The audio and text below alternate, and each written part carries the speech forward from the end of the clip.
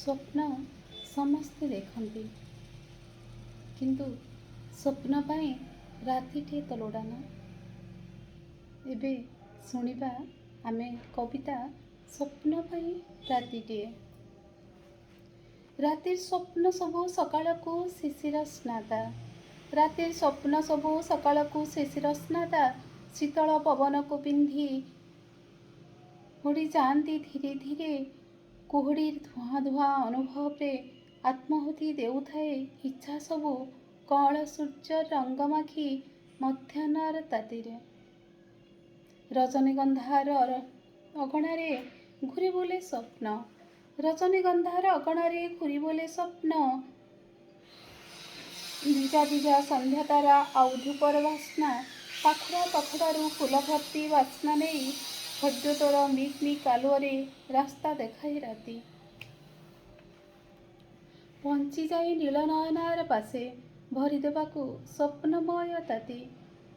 ଘୂରି ବୁଲେ ପୁଣି ମାପିବାକୁ ନିଜର ସାନ୍ଦ୍ରତା, କାହା ନୟନରେ କେତେ ସ୍ୱପ୍ନ, କେତେ ପ୍ରତୀକ୍ଷା, କେତେ କିଏ ଅଧା ସ୍ୱପ୍ନକୁ ପୂରଣ କରି ସବୁ ସ୍ୱପ୍ନ ପୂରଣ ହେବାର ଭ୍ରମରେ, ନା ରଖିଛି ଆଗକୁ ଆହୁରି ସ୍ୱପ୍ନ, ନା କିଛି ପାଇଁ ପ୍ରତୀକ୍ଷା।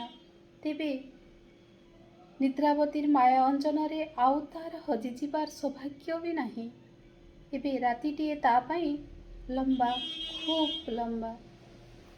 ଅସଜଡ଼ା ସ୍ୱପ୍ନ ସବୁ ସଜାଡ଼ୁ ସଜାଡ଼ୁ କାହା ପାଇଁ ରାତିଟିଏ କମ୍ ପଡ଼ିଯାଏ। ରାତି ଗାଢ଼ରୁ ଗାଢ଼ତର ହେବା ପରି ସ୍ୱପ୍ନ ସବୁ ବି ଆହୁରି ମେଳି ବାନ୍ଧୁଥାଏ ତାର ଅଜାଣତରେ। ଭାବୁଥାଏ ଏତେ ସ୍ୱପ୍ନକୁ ସ୍ଥାନ ଦେବା ପାଇଁ ଏତେ ରାତି କାହିଁ? କାହା ପାଇଁ ସ୍ୱପ୍ନ ନାହିଁ, କାହା ପାଇଁ ସ୍ୱପ୍ନ ନାହିଁ, କିନ୍ତୁ ରାତିଟିଏ ଲୋଡ଼ା। ଯେଉଁଠି ସ୍ୱପ୍ନ ଉଦ୍ରେକ ହେବା କରୁ ଖାଲି ବାସ୍ତବତା ଆଉ ବାସ୍ତବତା।